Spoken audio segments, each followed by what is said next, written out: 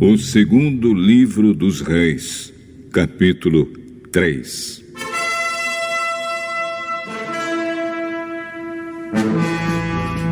No ano 18 do reinado de Josafá de Judá, Jorão, filho de Acabe, se tornou rei de Israel e governou 12 anos em Samaria.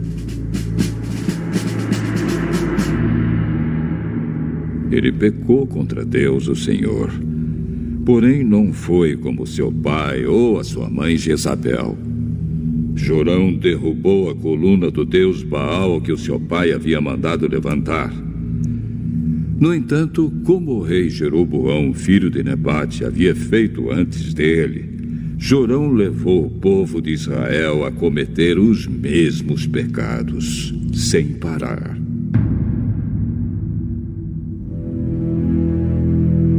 O rei Mesa, do país de Moabe, criava carneiros e todos os anos entregava como imposto ao rei de Israel 100.000 carneirinhos e a lã de 100.000 carneiros.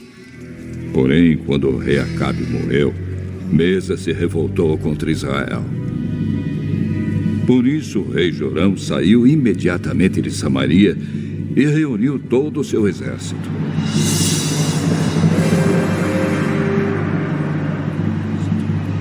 Ele mandou ao rei Josafá de Judá o seguinte recado: O rei de Moabe se revoltou contra mim. Você quer ir comigo guerrear contra Moabe?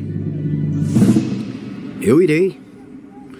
Estou às suas ordens. E assim também os meus soldados e os meus cavalos. Mas que caminho pegaremos para o ataque? Nós iremos pelo caminho do deserto de Edom.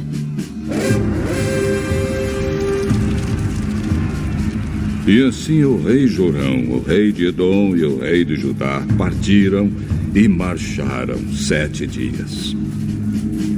Então a água acabou, e não havia água nem para os homens, nem para os animais de carga. Aí o rei Jorão exclamou: Estamos perdidos! O Senhor Deus nos entregou os 3 ao rei de Moabe. O rei Josafá perguntou: Existe por aqui algum profeta de Deus, o Senhor? Para que consultemos o Senhor por meio dele? Um oficial do exército do rei Jorão respondeu: Eliseu, filho de Safate, está por aí. Ele era o ajudante de Elias. Ele é profeta e diz o que o Senhor manda. Então os 3 reis foram falar com Eliseu. Mas ele disse ao rei de Israel: O que é que eu tenho com isso? Vá falar com os profetas que o seu pai e a sua mãe consultavam. Jorão disse: Não, pois foi o Senhor quem nos entregou os 3 reis ao rei de Moabe. Juro pelo Deus vivo, o Senhor Todo-Poderoso, a quem sirvo, que se eu não respeitasse o seu aliado, o rei Josafá de Judá, eu não daria nenhuma atenção ao Senhor. Agora, me tragam um músico. Enquanto o músico tocava a harpa, o poder do Senhor Deus veio sobre Eliseu, e ele disse: O que o Senhor diz é isto: façam muitas covas em todo o leito seco deste ribeirão, pois vocês não vão ver chuva nem vento. Mas mesmo assim, o leito deste ribeirão vai se encher de água. E vocês, o seu gado e os seus animais de carga terão muita água para beber. E para o Senhor Deus é fácil fazer isso. Ele também lhes dará a vitória contra os moabitas. Os senhores conquistarão todas as melhores cidades deles, e as cidades cercadas de muralhas cortarão todas as suas árvores frutíferas, taparão todas as suas fontes de água e estragarão todas as suas terras de plantação, cobrindo-as de pedras. No dia seguinte, na hora do sacrifício da manhã, a água veio correndo da direção de Edom e cobriu o chão. Os moabitas ficaram sabendo que os 3 reis tinham vindo atacá-los. Então todos os homens que podiam lutar, tanto os mais velhos como os mais moços, foram chamados e ficaram na fronteira.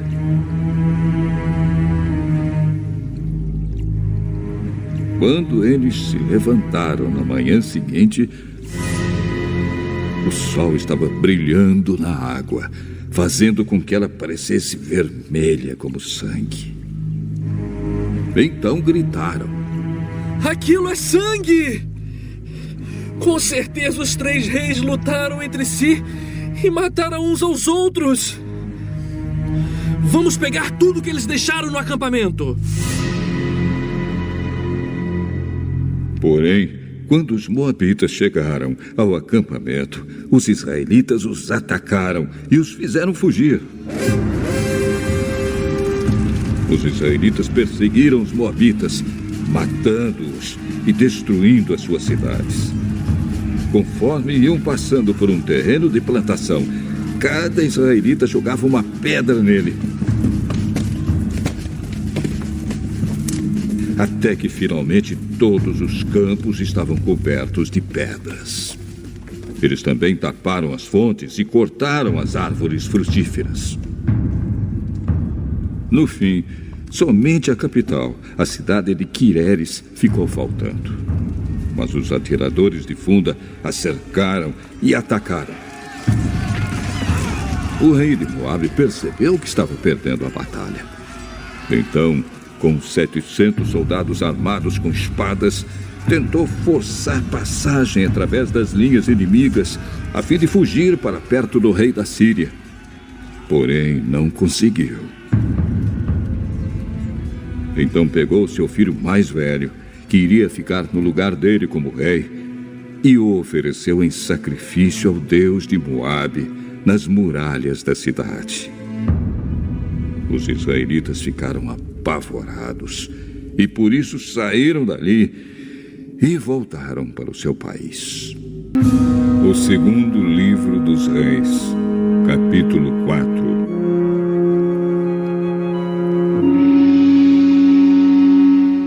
Certa mulher, que era viúva de um dos membros de um grupo de profetas, foi falar com Eliseu e disse: O meu marido morreu, como o senhor sabe. Ele era um homem que temia Deus, o Senhor.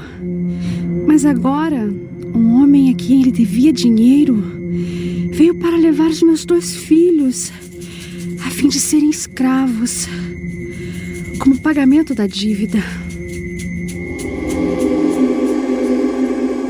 O que posso fazer por você? Diga.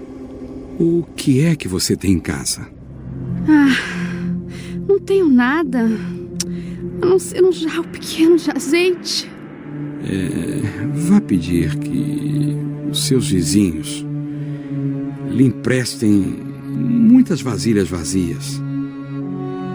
Depois você e os seus filhos entrem em casa, fechem a porta e comecem a derramar azeite nas vasilhas.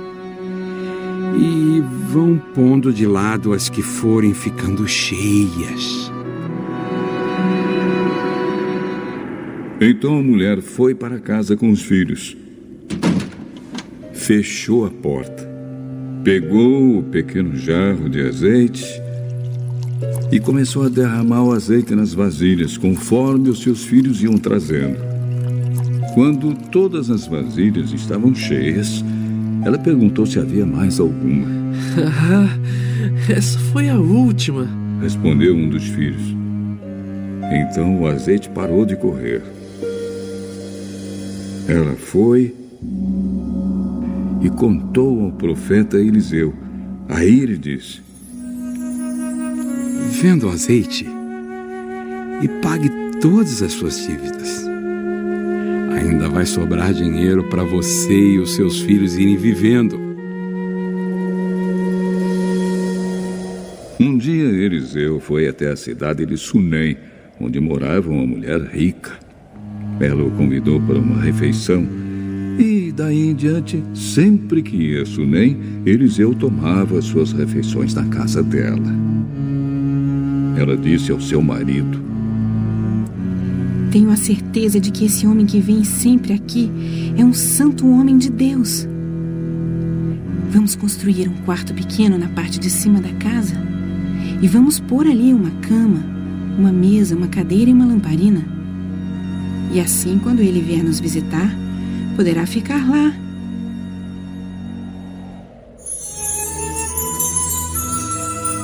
Um dia Eliseu voltou a Sunem e subiu ao seu quarto para descansar. Ele disse a Geazi, o seu empregado, que fosse chamar a dona da casa. Quando ela chegou, Eliseu disse a Geazi: Pergunte o que eu posso fazer por ela para pagar todo o trabalho que ela tem tido, cuidando de nós. Talvez ela queira que eu vá falar em favor dela com o rei ou com o comandante do exército. Mas a mulher respondeu: Eu tenho tudo o que preciso aqui, no meio do meu povo. Eliseu perguntou a Geazi: Então, o que posso fazer por ela? Bem, a mulher não tem filhos. E o marido dela é velho. Diga a ela que vem aqui. Ele a chamou e ela foi e ficou na porta. Então Eliseu disse: No ano que vem, por este tempo, você carregará um filho no colo. Por favor, não minta para mim. O senhor é um homem de Deus. Mas, como Eliseu tinha dito, no ano seguinte, no tempo marcado, ela deu à luz um filho.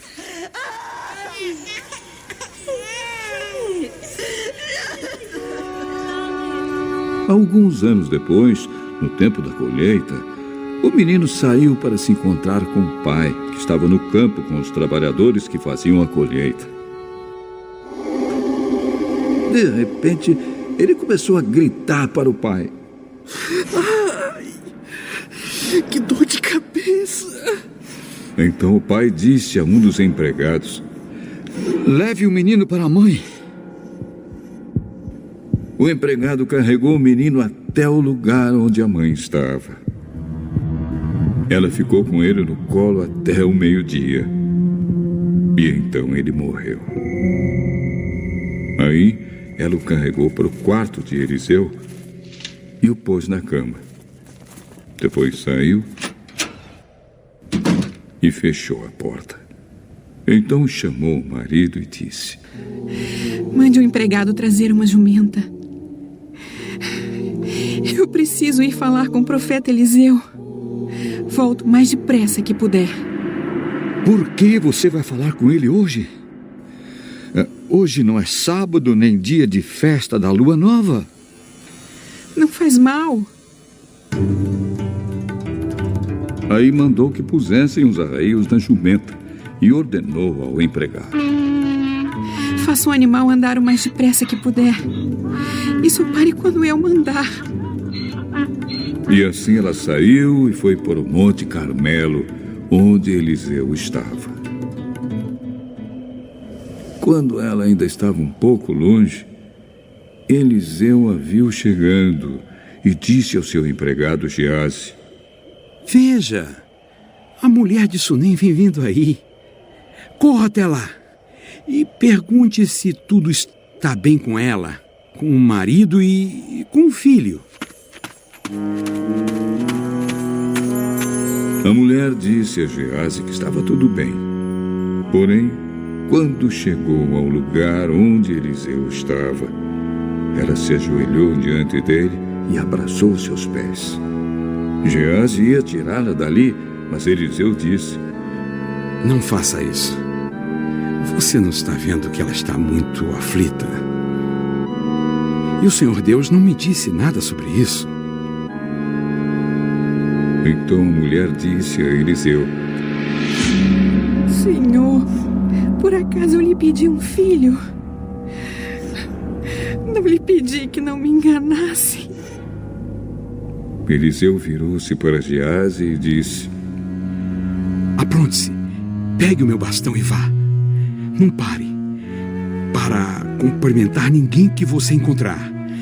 E se alguém cumprimentar você, não perca tempo respondendo. Vá direto e põe o meu bastão em cima do menino.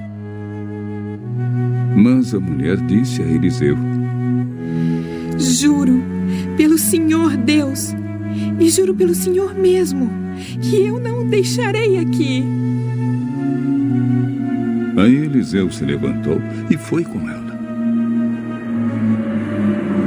Geazi foi na frente deles e colocou o bastão em cima do menino. Porém, ele não soltou nenhum gemido, nem havia nele qualquer outro sinal de vida. Então Geazi voltou para encontrar Eliseu e disse: Olha, o menino não acordou.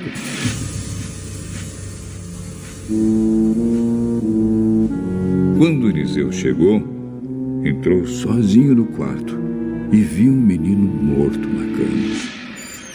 Então, fechou a porta e orou a Deus, o Senhor. Depois deitou-se sobre o menino, pondo a sua boca sobre a boca dele, os olhos sobre os olhos e as mãos sobre as mãos. Quando Eliseu se deitou sobre o menino, o corpo da criança começou a esquentar.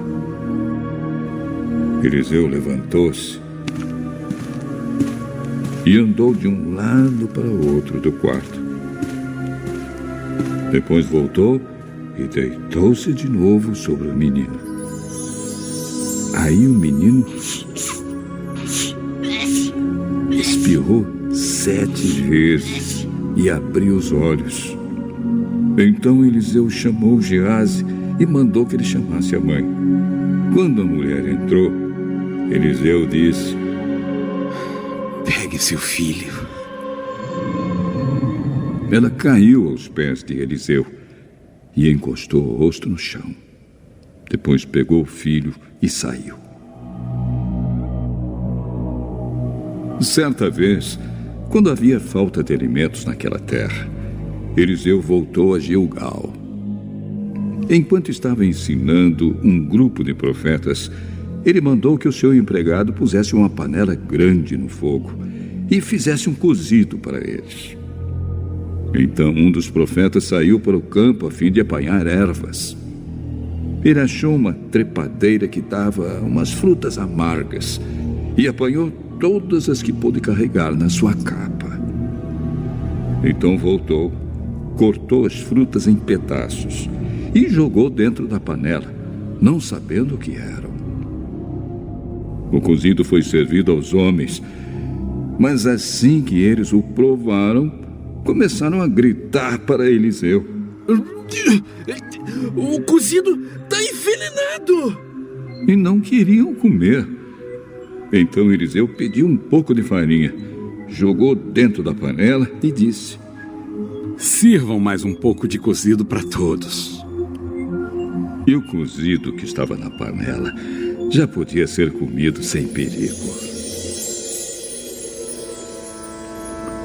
Outra vez, um homem chegou de Baal-Salisa, trazendo para Eliseu 20 pães feitos com a primeira cevada que havia sido colhida naquele ano, e também algumas espigas de cevada ainda verdes. Eliseu mandou que o seu empregado desse aquela comida ao grupo de profetas. Mas o empregado perguntou: O senhor acha que isto dá para 100 homens? entregue a eles, e eles comerão. Pois o Senhor Deus diz que eles vão comer e ainda vai sobrar. Aí o empregado lhes deu a comida. E, como o Senhor tinha dito, todos comeram. E ainda sobrou. Leitura complementar. Profetas e Reis, capítulo 19. Um profeta de paz. A obra de Eliseu como profeta foi, de algum modo, muito diferente da de Elias. A Elias havia sido confiadas mensagens de condenação e juízo. Sua voz era de destemida reprovação, chamando rei e povo a voltarem de seus maus caminhos. A missão de Elias era mais pacífica. Devia desenvolver e fortalecer a obra que Elias havia iniciado, ensinar ao povo o caminho do Senhor. A inspiração pinta-o como entrando em contato pessoal com o povo, rodeado pelos filhos dos profetas, produzindo cura e regozijo por intermédio de seus milagres e seu ministério. Eliseu era um homem de espírito brando e bondoso, mas que também podia ser severo é mostrado pela maldição que lançou quando, a caminho de Betel, foi escarnecido por rapazes ímpios que haviam saído da cidade. Esses rapazes tinham ouvido da ascensão de Elias e fizeram deste solene acontecimento o assunto de seus motejos, dizendo a Elias: "Sobe, calvo! Sobe, calvo!" Ao som de suas zombeteiras palavras, o profeta voltou-se e, sob a inspiração do Todo-Poderoso, pronunciou uma maldição sobre eles. O terrível juízo que se seguiu foi de Deus.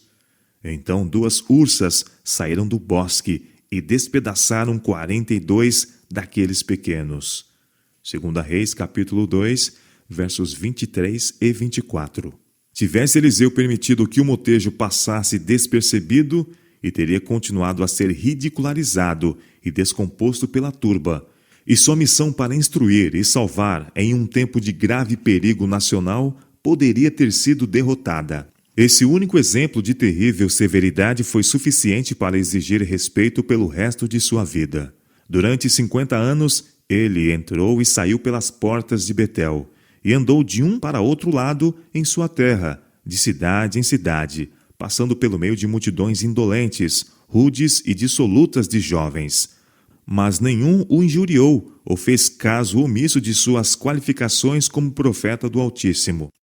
Até mesmo a bondade deve ter seus limites. A autoridade deve ser mantida mediante firme severidade, ou será recebida por muitos com zombaria e desdém.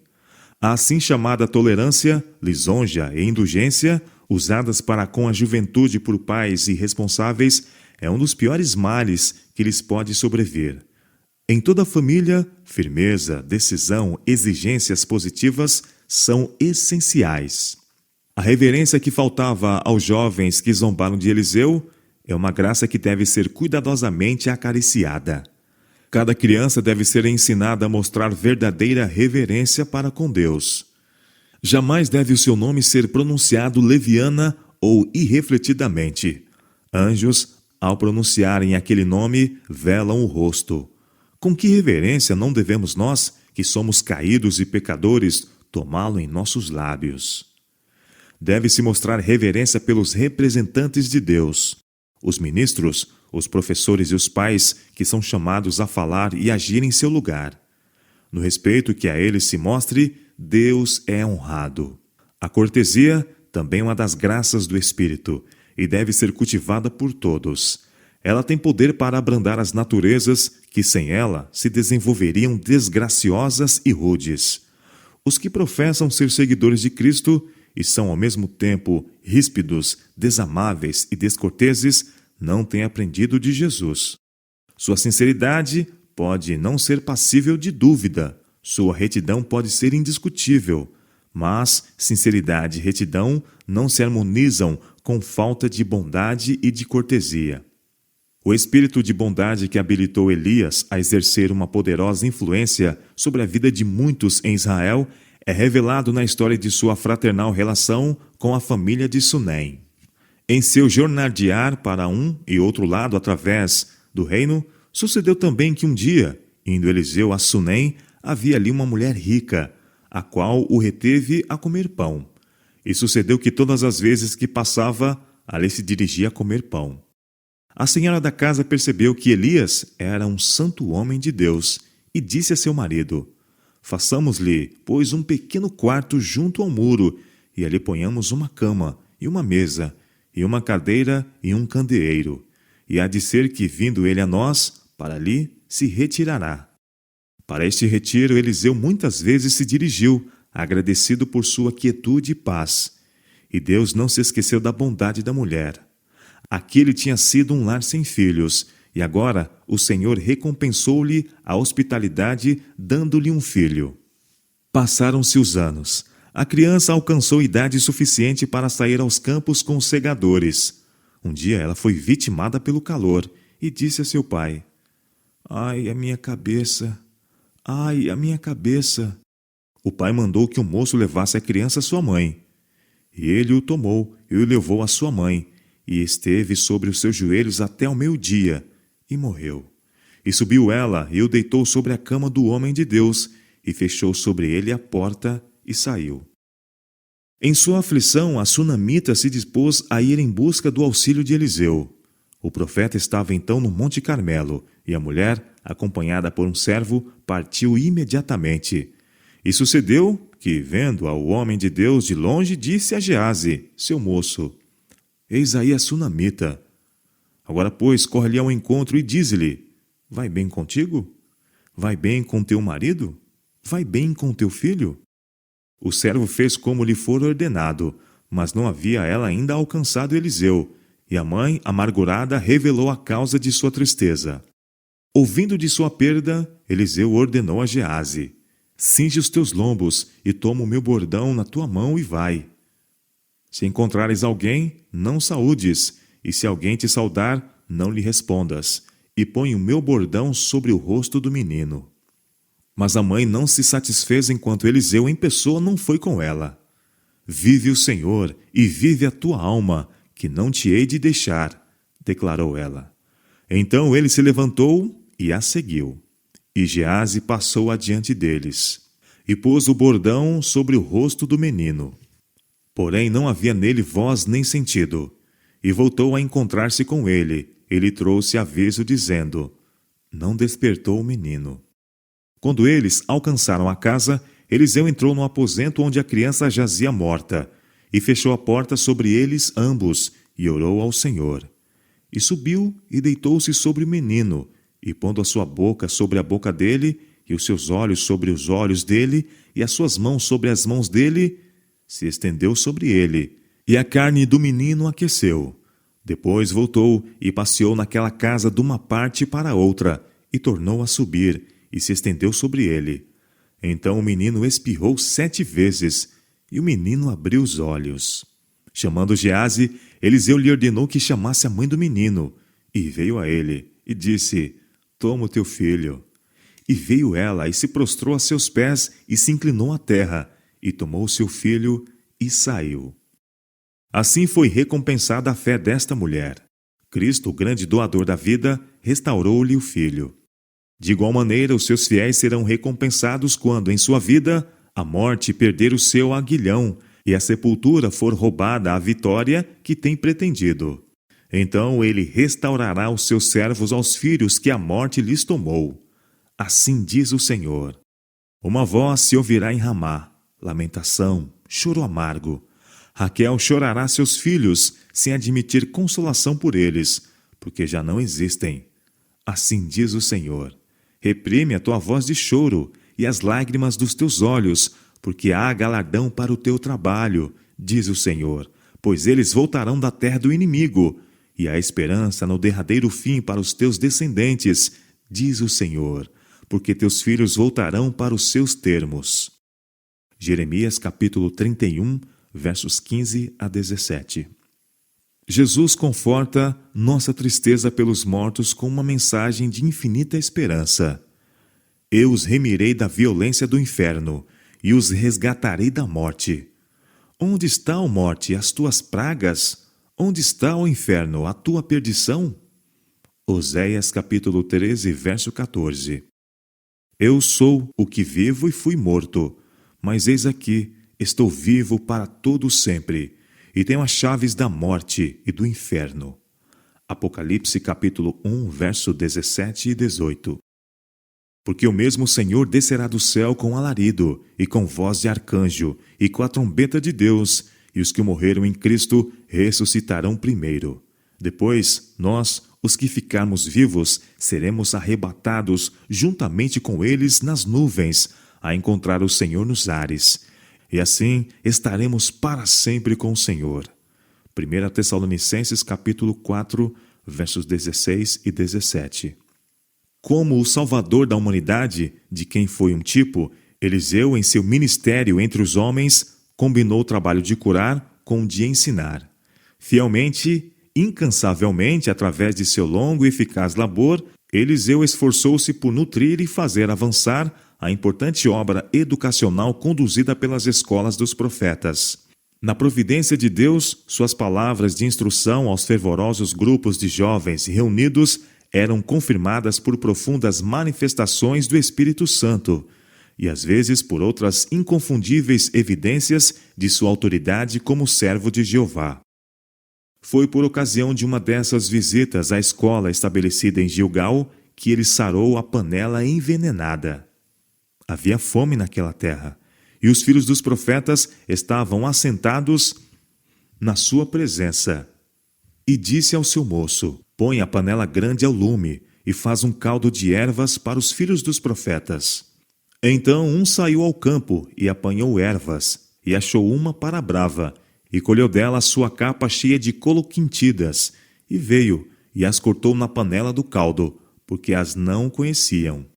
Assim tiraram de comer para os homens.